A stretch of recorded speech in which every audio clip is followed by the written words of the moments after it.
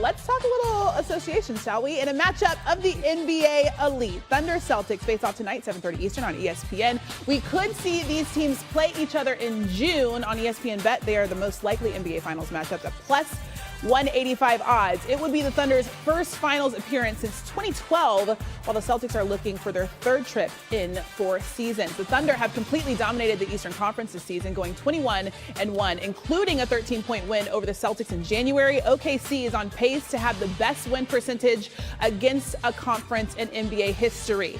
Shai Gilgeous-Alexander and Jason Tatum are the fourth pair of players to play each other while averaging 25 points, 5 rebounds, and 5 assists on teams with records this good and this late into the season. The previous 3 matchups all featured MVP winners. And coming to us live from TD Garden is our NBA reporter, Tim Bontemps. All right, Tim, it's only March, but this game is giving June NBA Finals. So what is the mood in the arena going into tonight? Well, it's going to be an awesome atmosphere in here tonight, Christine, for this game between the Celtics and Thunder. As you said, very well could be an NBA Finals preview. And Drew Holiday this morning said that every game that the Celtics play in, they try to take something out of and learn from. And you look over the past 2 weeks, the Celtics have had a 7-game homestand that wraps up today, and they've played 5 of the best teams in the league. The Thunder tonight, and previously the Cavs, the Nuggets, the Knicks, and the Lakers. And what did we learn about the Celtics over those 2 weeks? They led each of those 4 games by at least 20 points, and outside of a late collapse against the Cavs, won the other 3, and showed, as they did last year throughout the season when they cruised to the NBA title, that when they play at their best and they have their fastball, there's really not anybody in the league that so far has been able to stand up to them. Now, back in January, the Celtics were in Oklahoma City. They led it by 10 at halftime against the Thunder. Oklahoma City held them down to just 27 points in the second half of that game, blew them out in the second half and won.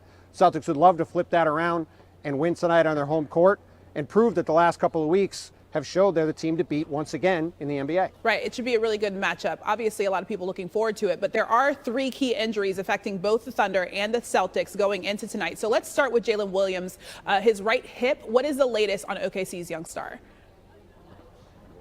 Yeah, Christine, Jalen Williams suffered that right hip strain in Monday's loss to the Denver Nuggets, the second game of a back-to-back against the Nuggets, and did not make the trip here to Boston and will probably not be on the trip with the team, according to Thunder coach Mark Daigneault. He's going to stay back in Oklahoma City, get some rehab on that hip, and try to be out for a minimal amount of time. Obviously, Oklahoma City would love to have their second playmaker back on the court as soon as possible. Now, Kristaps Porzingis on Monday tweeted that the viral illness that's kept him out for the past several games is something the Celtics have not been able to fully identify what it is. And obviously, that's a concern. The Celtics would love to get Porzingis back on the court and healthy. However, he did go through some stuff at shoot-around this morning, and we'll see if he's able to get back out on the court tonight against Chet Holmgren and the Thunder. And as for Jason Tatum, he's been dealing off and on with tendinopathy in his right knee. However, Tatum is one of the most durable stars in the league. He's only missed 5 games this season, and while he's questionable for tonight, I think it's safe to say he's going to do everything he can to be out there in that matchup, as you said, with Shai Gilgeous-Alexander, 2 of the leading contenders for this year's MVP award. And one other note, Christine, Alex Caruso missed shoot-around this morning for the Thunder with an illness. Did not come to shoot-around. We'll see if he's able to go tonight as well. All right, it should be a really good matchup. Can't wait to watch it. Tim Bontemps, thank you so much. For more on tonight's matchup, let's bring in our senior NBA writer, Brian Windhorst. And Wendy, the basketball gods have given us a gift tonight. The first meeting between the Thunder and the Celtics, it was highly intense physical matchup. What will you be paying attention to the closest in this rematch? This is going to really stress, I think, the Thunder defense. And normally you don't hear that because they've been the #1 defensive team throughout the entire season. At times they've been historically good. But over the last 10 games, and really ever since the All-Star break, but over the last 10 games, they have not had the same defensive level they did before. They ranked 17th in the league in the last 10 games. Now, look, some of it is just some variance. On Monday night, for example, they go up 140 points almost to the Nuggets. The Nuggets had one of their best shooting games in 40 years. That said, they've had some slippage. And as Tim Bontemps just told you, no Jalen Williams tonight. That is the second leading scorer for the Thunder. They have nobody else on their roster after Shai Gilgeous-Alexander now that averages more than 14 points a game. So they're going to need to hold some of that Celtics offensive firepower down. 92 points is what they gave up the last time they played. They're going to give up more than that tonight, but they can't turn this into a shootout. They've got to play the defense that got them to this sparkling 21-1 record against the East earlier in the season. Yeah, you talk about that Thunder defense. They held the Celtics to season lows in three-point percentage and overall field goal percentage back in January. Meanwhile, Nuggets Timberwolves is the second game of tonight's doubleheader on ESPN. Nikola Jokic's impressive numbers drawing a lot of attention. However, what's not getting enough attention leading into this matchup? Yeah, obviously Jokic is red hot. He's actually talking a modicum of trash about trying to get the MVP. But let's focus on the other team. The Minnesota Timberwolves have won 5 straight games. And this is a team that was banged up for a couple of months, was missing 3 starters for a stretch. They're back healthy. And so now they have a team that is really, this group has done very well. Julius Randle, even though he's not having a dynamic season like he's had in the past, they've won the last 10 games. Julius Randle's been in the lineup, and he will be in the lineup tonight. And we know that the Timberwolves have had great success against the Nuggets over the last couple of seasons. They are in 7th place right now. They are only 1 game back of the streaking Warriors in 6th to get out of the play-in. And a bunch of the teams in front of those two have injuries, whether it's the Lakers and LeBron James, the Nuggets not having Aaron Gordon tonight, no Amen Thompson, no Jaren Jackson for the Grizzlies. This is an opportunity for them to make a run. And after this game, they go to a 5-game homestand. Yeah, dating back to last season's West semis, the Timberwolves have won 4 straight games against the Nuggets. Wendy, with the latest. Thanks so much.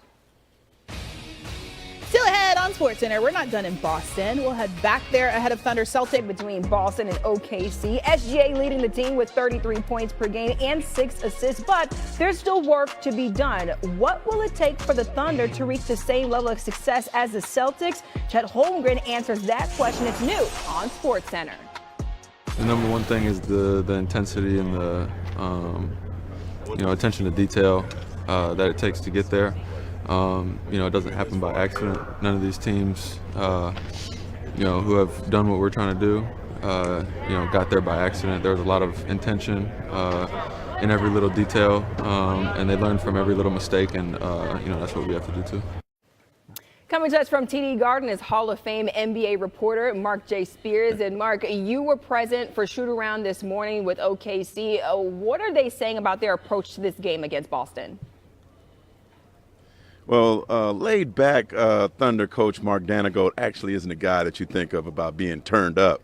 But he said he was super excited about this game, not only for himself, but for his team. And he noticed an extra juice from his team this morning.